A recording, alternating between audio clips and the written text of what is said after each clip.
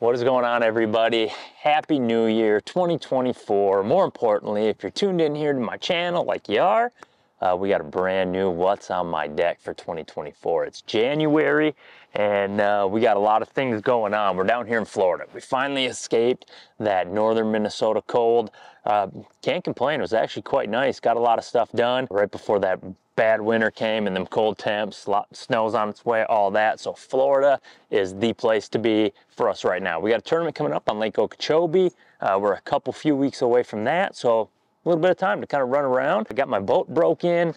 That was the first thing that we had to do. A lot of stuff coming with this boat. Definitely tune into the channel. We got some pretty big announcements to go here as far as electronics go. I don't even like using the word announcements. I should say we just got a lot of things to talk about, where my head's at with marine electronics. But right now we're starting off our first 9 combos that I rigged up for Florida. So the first 9 that came to my head, I got them on here. I think in February I might go a little bit more trickier on stuff, but this is your meat and potatoes. After that, Bassmaster Open, and we're out of Florida on our way to Santee Cooper. I think I'll let out a couple more little secrets that I got going on, or things that I'm trying down here that have been working for me that I just want to keep under wraps for just a little bit longer. But last but not least, we're also going to step up a little bit here. I got my Bass Mafia box, and when we come to the hooks, I get a lot of questions about people, but what hook was that? What hook was that? And I know we put it all in the comments or down in the description below and all that, but I'm going to kind of show you what the hook is. Sometimes I think maybe it gets buried underneath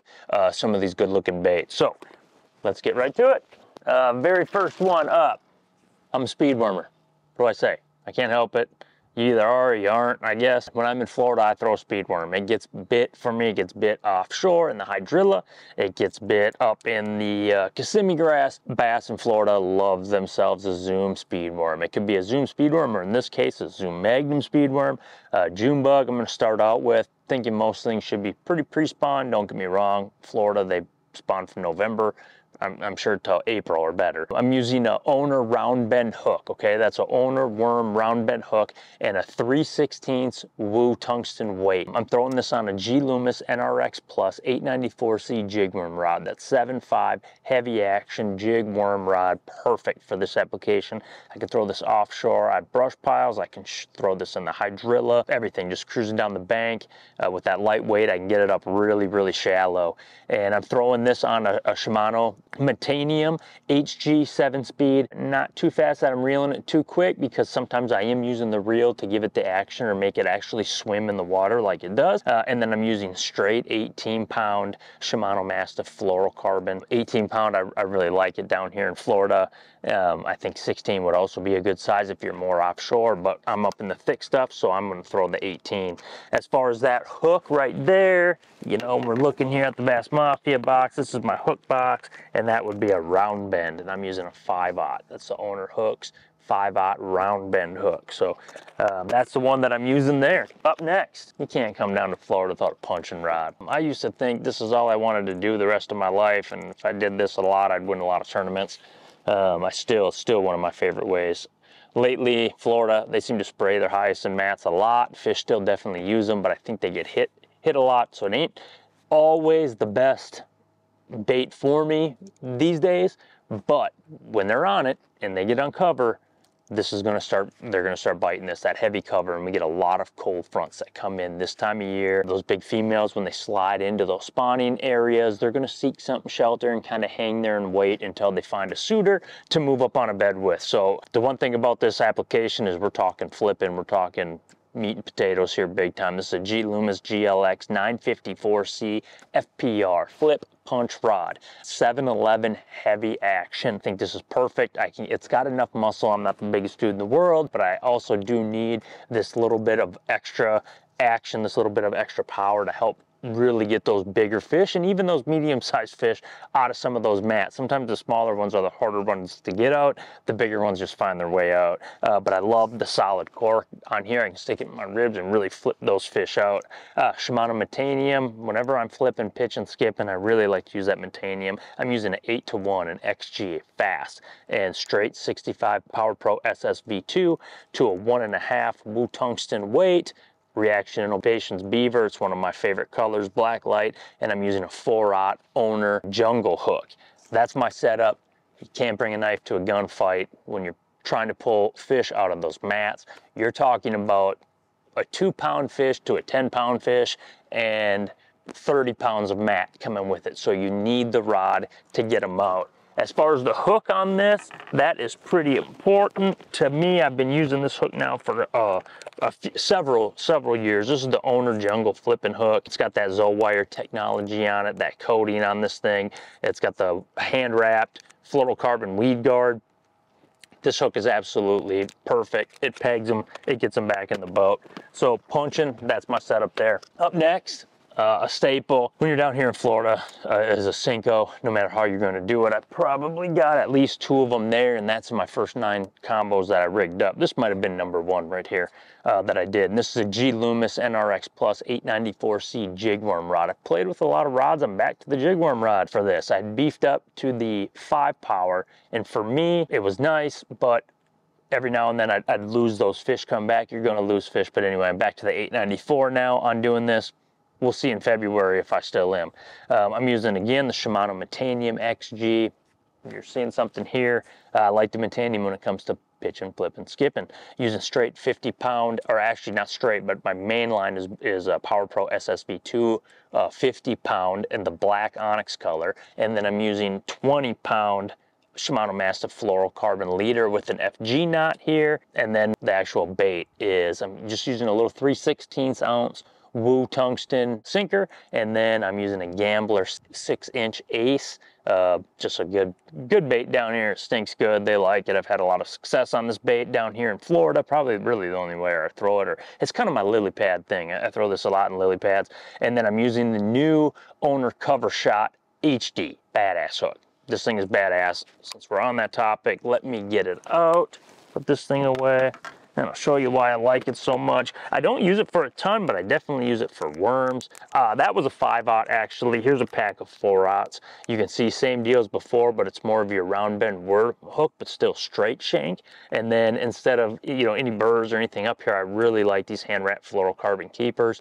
It keeps my Senko on there. I can pitch it around all day. And this thin profile, and being able to sneak that Senko down and into, sorry, Breeze right here telling me to actually show you guys the hook. So I'll do that. To be able to actually, you want your bait to kind of slide into the lily pads, not get caught up in there on the roots. And that hook comes out and it definitely pegs them solid. So that's the one I'm using, the Cover Shot HD hook. I use that same version a lot for drop shot and stuff like that, but not the HD version. But this HD version for any of that braided tackle, heavier fluorocarbon, that's definitely a hook to throw. Let's get into some extra fun.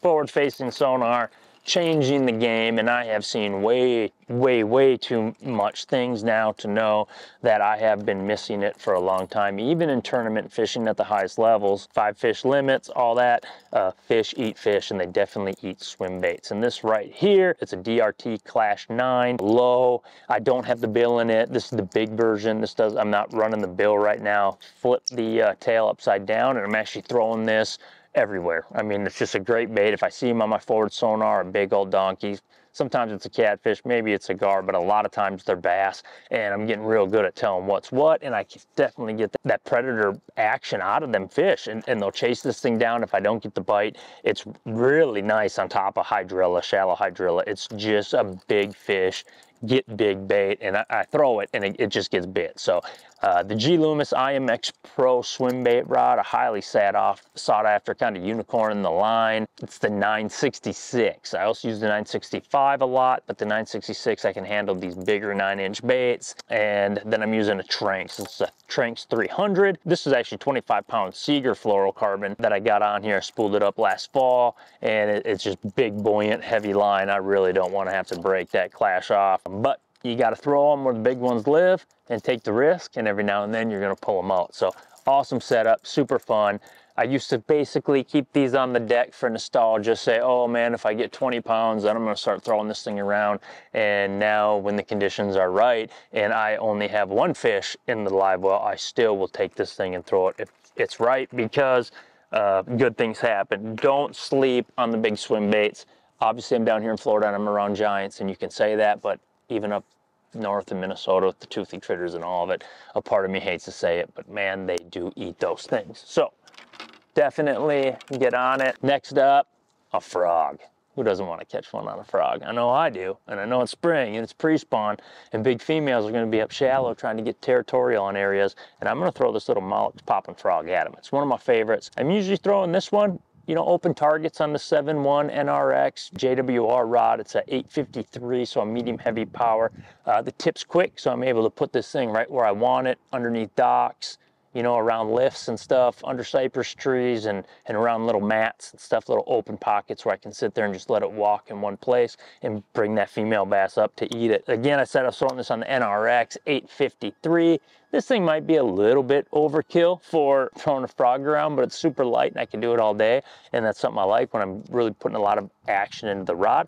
I'm throwing it on a Shimano Bantam. This is an HG 7-speed. I don't know why. Generally, I throw it on an XG. I just realized that it was on an HG, so generally I throw it on an XG. Remember that. But I think I'm also using this as a swim jig rod some, and I like that 7-speed for that. So if they weren't quite on frogs, then I was going to switch it over and put a swim jig on. But this Mollusk frog is awesome. No real relationship with the company at all, except they make a frog that gets bit. I absolutely love it. Next up, the horse. A prop bait. This is actually a Berkeley prop bait. It was given to me by Justin Lucas. You know, he was nice enough to hook me up with this thing after I watched him do work on it. One tournament he almost won the tournament. It's a getting bit bait. I have some old ones, some wooden ones that I really like too. But this bait, you know, it's easy. It's a lot easier to find, and it's got incredible action with these props on it. It's good color. It catches them. It's something that I've been getting better and better and better and better at every year. Getting to the point where I'm around in tournaments, I wish I had a set enough to just throw this thing a lot if the conditions are right. Throw it all day, and I think you end up with 5 big ones when the conditions are right. But again, a topwater bait that I'm generally using down here in Florida on Florida strain bass. I'm still using Poison Adrena. It's just one that I like a lot. I caught a lot of big fish with this combo, with this, or at least this rod right here. So it's a hard one to put up, but it's a 6'11" medium plus, so it's kind of got, that's kind of why I like it. It's kind of hard for me to find something like this. It's a really good heavy cover topwater rod, and that's why I throw it. And then I'm using a Shimano Corrado M150 XG. This has got the new MGL spool in it. I'm a big fan of the MGL spool when it comes to accurate casting and throwing anything light. The new Corrados now all come with that MGL spool, so you're going to be seeing me throw them a heck of a lot more. But that Berkeley right there, that's my setup right now. Throwing a horse around and looking for big fish, definitely. Next up, the Chatterbug. Gotta have it. Couldn't decide if I wanted black and blue or green, so I went black and blue and green. This is the Jackhammer chatterbait. I'm using a little Gambler, a little easy, matches it. It looks good. A little swim bait. I use a Shimano X Pride glass rod. I've talked about this before, small mouse, all that. I like that NRX bladed jig rod, but when it comes to getting up in that heavy, shallow hydrilla and stuff, I really like these glass rods, and I think Shimano knocked it out of the park on the X Pride, Zodius, and Poison Adrena lines of glass rods. And since Loomis doesn't have one, this is the one that I've been using. Man, when it comes to that real shallow grass, this is what I'm throwing. I'm using a Shimano 200 HG. This has got that MGL spool. I'm a fan of 200 size spools. There's not a ton of them, but when I'm throwing a long ways, want to cover line quick, and I expect to sometimes get bit at the very end of my cast, I like that 200 size spool. In this case, the Corrado, I used to throw the Corrado K200 a lot, and the only thing I ever said is I want an MGL spool. Well, now we got the MGL2 spool in the new Corrado and the new 200s. I can finally put those 200Ks up. They have been indestructible since 2018 when I first put them on my rods on my very first Shimano order. When I got signed on to the pro team, they've been indestructible, and I finally can replace them now because I have an MGL spool, though I don't need to. It is what it is. We got to promote the new stuff. The Shimano Corrado reel should always be one of those cemented in your head as a reel that will just last a lifetime with minimal care. Take care of it. They're workhorse reels. What's next? A little Reaction Innovation Skinny Dipper. Man, I love throwing this thing. I throw it on top. I throw it, you know, in the water column. I'm swimming it, throwing it over the top of stuff. Sometimes I'll put like a horny toad or something on it, but in this case I got a little 1/8 Wu tungsten. I'm using a 4-aught owner with jungle hook, but it's an extra wide gap jungle, and I have a pack of those I want to show you because that is one of the meanest extra wide gap hooks on the market. I'm throwing this on a Loomis NRX Plus. This is the 904C MBR, so that's 7.6 heavy action. Solid cork butt, I love it. I'm throwing this stuff in the thick stuff. I'm expecting to winch out big ones. I got a reel with an XG, the Shimano Bantam. Solid frame on this thing. It's rigid. I can throw this setup in anything and expect them brass gears to get that fish out. This is an awesome setup. Definitely you can throw, again, same setup that I would throw my Spro frog on, horny toad, skinny dipper, big easy, all them different kind of baits. That's what I'm throwing out there. The hook, real quick, I promised you the hook on that one is right here. That's the Owner Jungle Wide Gap. This is a 3-aught pack. That was a 4-aught that I had in there. That's the pack there. What do we got? I know I'm in Florida, but I'm still from Minnesota, and you know I love a spinning rod. And if you think this is the only spinning rod that I got in here right now, you would be very much so mistaken.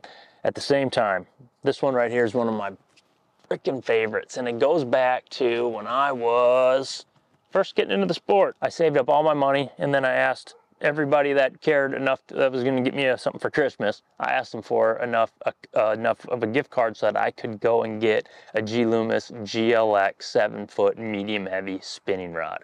That was the first one I've ever gotten. First Loomis I ever got. I paid full retail for it, and I threw a Cinco like this a lot. I think back then it was straight braid on like 30-pound PowerPro and the old white Stratic. It had that wooden handle on it. And I still do, man. And you know what? I went away from it forever because you're not supposed to. I absolutely love it. Everyone throws wacky. I do sometimes too, but whatever happened, just a good old Texas rig Yamamoto Cinco. I'm still throwing a 10-pound PowerPro SSV2. I got 12 to 15-pound Shimano, or 12, actually you can go all the way up to 18 here in Florida. So 12 to 18-pound Shimano Mastiff Flourocarbon leader on an FG knot. I'm just using your standard extra wide gap standard worm hook from Owner, and then a 4000 Shimano Accent, something that's got a lot of power, a lot of guts to it, can get those fish out. But I tell you what, I threw this around a lot for the first 5 years of my career, and then the last 5 years I never threw it like this. And the last couple I'm back on it, and I put horses in the boat always. This is a setup you can definitely take down to Florida with the spinning rod, throw it around, and not just get limit fish. All of a sudden you have an 8-pounder on, and you get to get them in the boat. They're not getting off that spinning rod. So that is it.